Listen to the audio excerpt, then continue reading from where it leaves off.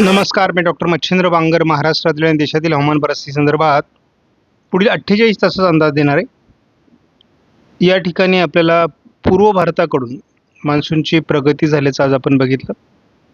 त्यानंतर या ठिकाणी एक मोठं बाष्प म्हणजे ज्याला आपण म्हणतो की अनुकूल वातावरण मान्सूनला तयार झालेलं आहे. या ठिकाणी देखील मोठं बाष्प आहे जे पश्चिम किनारपट्टीला सक्रिय आहे आणि पावसाची जी मान्सून ट्रफ आहे ती जवळपास या भागामध्ये आहे. तर मुंबईला देखील आता हलक्या मान्सून सरी सुरू झाल्या आहेत.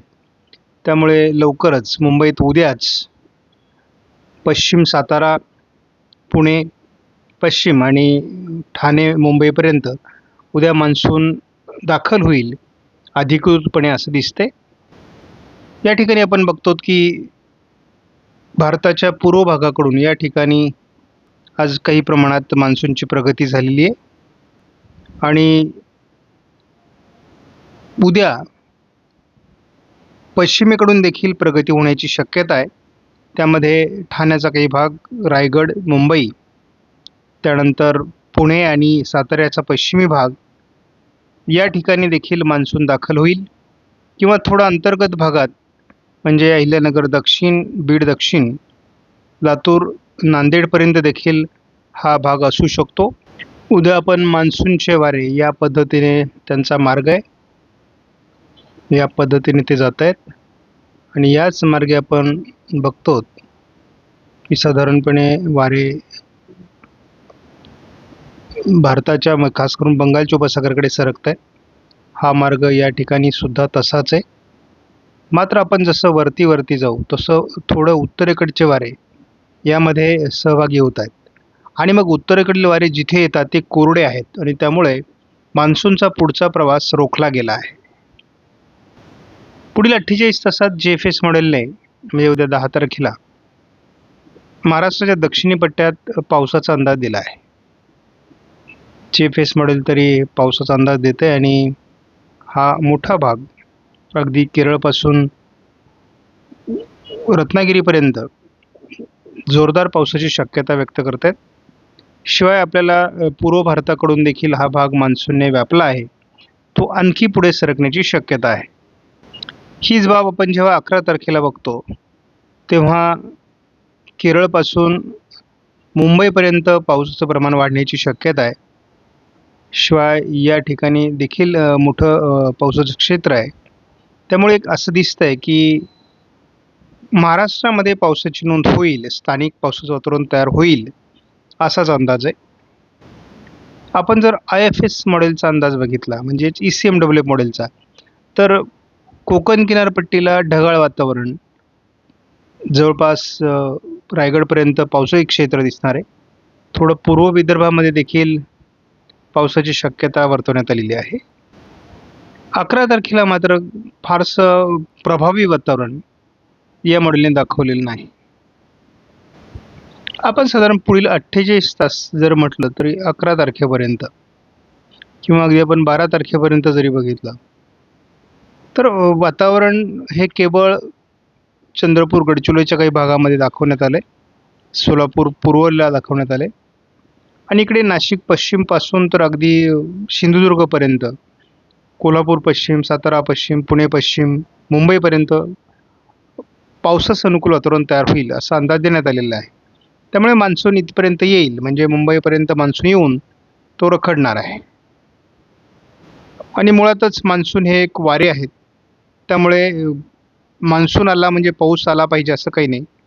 तर जे पावसास पूरक अशा प्रकारचे वारे आहेत ते पुढील प्रवास करू शकतात, परंतु त्यामध्ये पाऊस देण्याची क्षमता देखील असणं आवश्यक आहे. कारण मान्सूनचे वारे आल्यानंतर एखादी वादळी प्रणाली, ज्याला आपण हवामान प्रणाली म्हणतो, मग ती कमी दाबाच्या स्वरूपात असेल, चक्राकार स्थितीच्या स्वरूपात असेल, ती बाष्प घेऊन येणं आवश्यक आहे आणि त्या मान्सूनच्या वाऱ्यांमध्ये ते बाष्प असेल तरच पाऊस पडतो, हे लक्षात घ्या. सध्या महाराष्ट्रामध्ये कुठे पाऊस पडतोय किंवा पावसाचं अनुकूल वातावरण कुठे आहे हे जर आपण थोडं बारकाईने बघितलं तर आपल्याला अहिल्यानगर आणि बीडच्या दरम्यान एक पावसाळी क्षेत्र दिसते, चंद्रपूरच्या दरम्यान एक पावसाळी क्षेत्र दिसते आणि इथे एक ट्रफ आहे नागपूरपर्यंत. त्यामुळे या भागात एक पावसाळी क्षेत्र आहे अमरावती आजूबाजूने थोडं पावसाळी क्षेत्र आहे. त्यानंतर मग आपण या ठिकाणी सिंधुदुर्गपासून तर अगदी दापोलीपर्यंत पावसाळी क्षेत्र आहे. कोल्हापूरच्या आणि सांगलीच्या भागात देखील आणि सोलापूरच्या काही भागात असं पावसाळी क्षेत्र आपल्याला बघायला मिळतंय. आणि नुकत्याच हलक्या मान्सून सरी देखील मुंबईच्या आजूबाजूने नवी मुंबईच्या काही परिसरात होऊ लागल्या आहेत. आपण जर हे मॉडेल बघितलं तर या मॉडेलमध्ये आपल्याला मुंबईच्या आजूबाजूने किंवा लोणावळा वगैरे भागामध्ये काही ढग दिसत आहेत. तर या ढगांचं प्रमाण वाढणं याचाच अर्थ असा होतो की मान्सून सक्रिय झालेला आहे. मात्र मान्सूनची जी काही पुढील ॲक्टिव्हिटीज आहे किंवा पुढची प्रगती आहे ती काही प्रमाणात आज मुंबईच्या बाजूने होऊ शकली नाही. परंतु उद्या आपल्याला असं वाटतं की मान्सून थोडा असा सरकण्याची शक्यता आहे. त्यामुळे आपण बघूयात आणि आपण धावता अंदाज देखील घेऊयात की साधारणपणे काय होऊ शकतं. तर उद्या दिवसभरामध्ये किंवा आज रात्री दापोली, रत्नागिरी या भागामध्ये अतिशय चांगलं वातावरण आहे आणि थोडक्यात मुंबईला रात्री देखील मान्सून सरींची शक्यता आहे. आपण हे बघतो आणि जवळपास नाशिक पश्चिमपर्यंत हे वातावरण सकाळपर्यंत पोहोचेल. त्यामुळे नाशिक पश्चिम, पुणे पश्चिम, सातारा पश्चिममध्ये आपल्याला उद्या अगदी जोरदार पाऊस दिसतोय. आणि रत्नागिरी, सिंधुदुर्ग, रायगड, ठाणे आणि पालघरपर्यंत पावसाचं प्रमाण वाढण्याची शक्यता आहे. मात्र उद्या दुपारनंतर हे क्षेत्र थोडं विरण्याची शक्यता आहे, म्हणजे कमजोर होण्याची शक्यता आहे. हे क्षेत्र केवळ बारामती, पुणे, सातारा, कोल्हापूर, रत्नागिरी, सिंधुदुर्गपुरतं मर्यादित राहू शकतं आणि थोडं गडचिरोली किंवा चंद्रपूरच्या भागात हे वातावरण थोडं असण्याची शक्यता उद्या आहे. उद्या रात्री देखील कोकण किनारपट्टीला बऱ्याच प्रमाणात ढगाळ परिस्थिती राहू शकते. काही हलक्या सरी काही भागात होऊ शकतात. मात्र फारसा प्रभाव नाही आहे त्यामध्ये. मग यापुढे अधूनमधून कोकण किनारपट्टीला पाऊस होऊ शकतो, परंतु अपेक्षित जोर त्यामध्ये नाही आहे.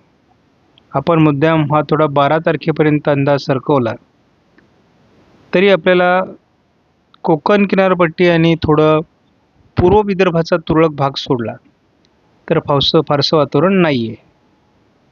त्यामुळे पुढील 48 तासात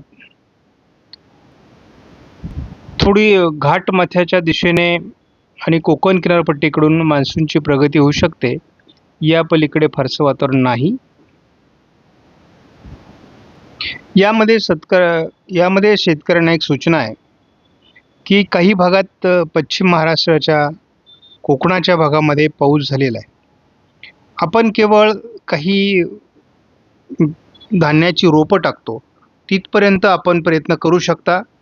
मात्र आपण पेरणीचं धाडस करू नका, कारण पावसाचा गॅप निर्माण होण्याची शक्यता आहे आणि तो 21 तारखेपर्यंत किंवा 22 तारखेपर्यंत असू शकतो. तो संपल्यानंतरच आपण पेरणी करावी असा एक तुम्हाला सल्ला आहे.